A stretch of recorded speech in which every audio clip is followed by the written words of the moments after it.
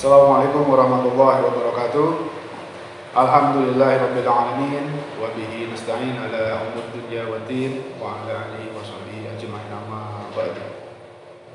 Yang pertama, marilah kita selalu panjatkan puji kehadirat Allah Subhanahu wa taala yang mana telah memberikan iman, nikmat iman, ihsan dan Islam kepada kita sampai saat ini.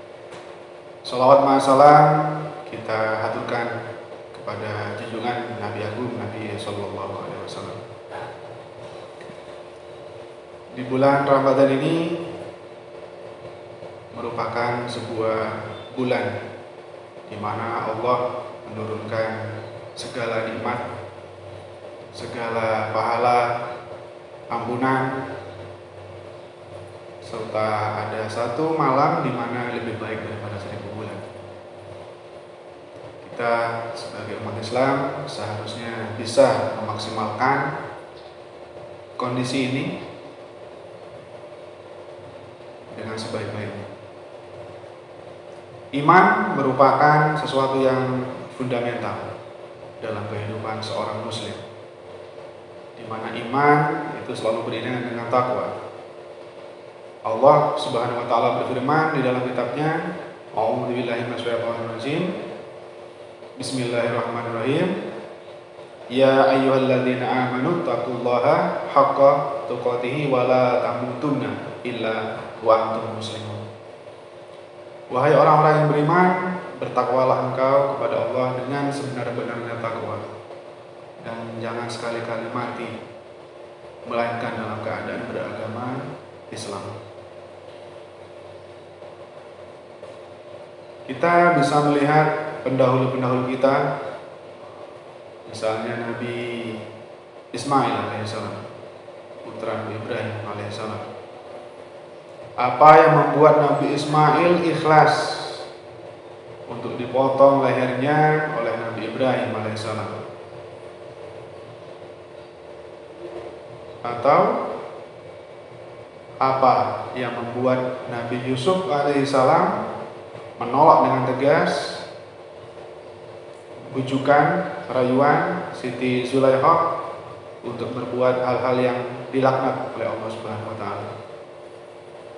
Atau apa yang membuat Bilal bin Rabah al-Habasyi tangannya diikat, direntangkan, dibaringkan di padang pasir yang tandus, yang luas, yang gersang di siang hari, serta dadanya ditindih dengan batu yang besar?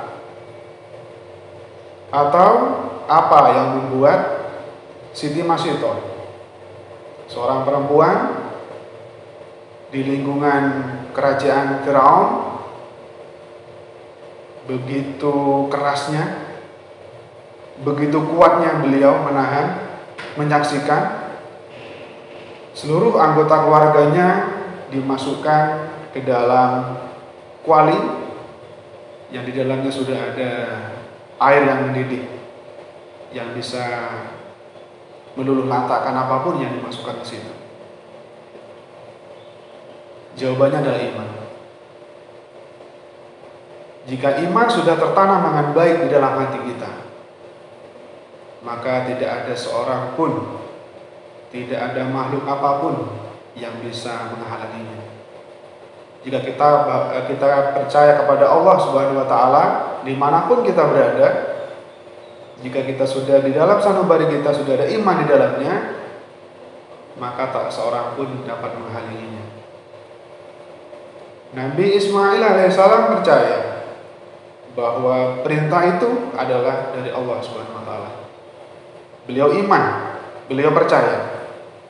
Iman diyakini di dalam hati, dilafalkan dengan lisan, dan diimplementasikan dengan perbuatan. Nabi Yusuf alaihissalam hanya berdua dengan Siti Zulaikha, tapi Nabi Yusuf alaihissalam mengimani bahwa saat itu beliau sedang dimonitoring sama Allah, selalu dilihat sama Allah. Bilal al-Habasyi, apapun yang terjadi, Bilal dipaksa untuk menyingkirkan imannya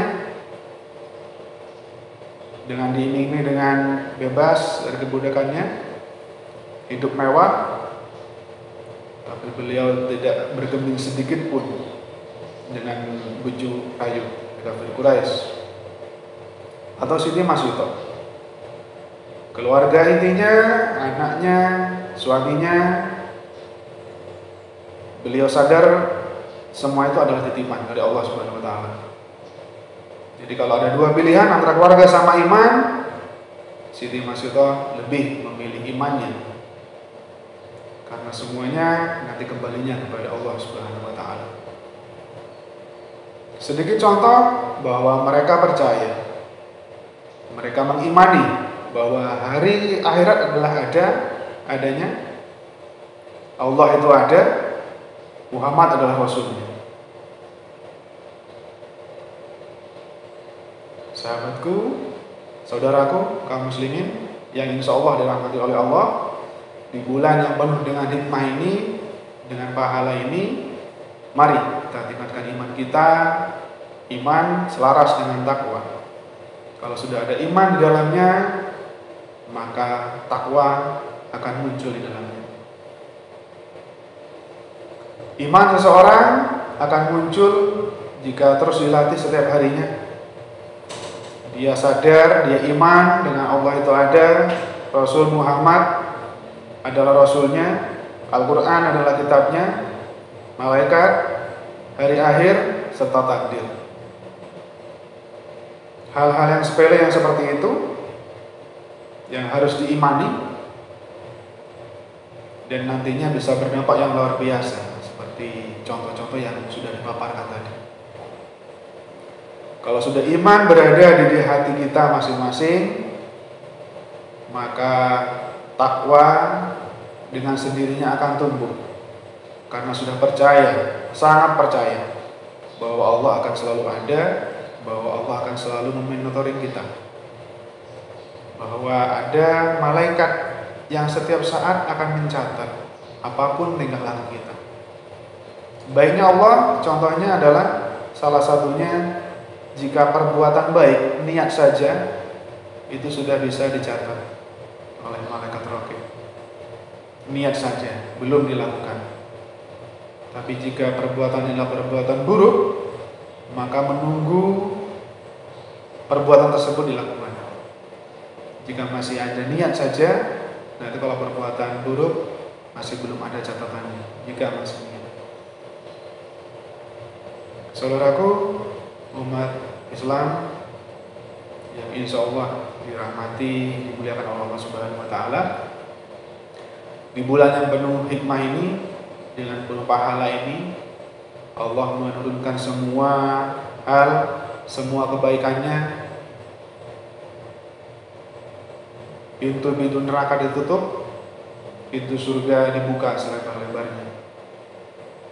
Jadi kita pikir makhluk atau manusia bodoh saja yang membiarkan pahala tersebut mengalir begitu saja tanpa kita bisa bercampur tangan untuk berlomba-lomba mendapatkannya. Manusia pintar yang model bagaimana jika ada hal-hal yang terbaik mengalir saja di depannya tanpa mengambil keuntungan di dalamnya. Bulan Ramadan terjadi hanya dalam setahun sekali. Begitupun untuk ibadah yang mengikutinya, seperti sholat tarawih hanya terjadi di bulan Ramadan. Untuk itu, monggo kita berlomba-lomba mengambil sebanyak-banyaknya rahmat Allah, pahala dari Allah Subhanahu wa taala untuk tabungan kita. Minimal menghapus dosa-dosa kita, karena tidak ada makhluk sedikit pun, tidak ada manusia yang tidak luput daripada kesalahan. Begitu. Terima kasih. Semoga tausiah yang singkat ini dapat memberikan semangat bagi kita untuk dapat mengambil hikmah, mengambil manfaat dari bulan yang suci ini. Ja'alallahu li wa lakum khulafai Zainul Abidin. A'udzu billahi minasyaitonir rajim. Man 'amila shalihan falinafsihi, man 'amila shalihan falinafsihi, wa man asaa fa 'alaiha. Wa ma rabbuka bidzallamin lil 'abid. Taqabbalallahu minna wa minkum. Selamat tahu innahu huwas samiul 'alim. Terima kasih. Wassalamualaikum warahmatullahi wabarakatuh.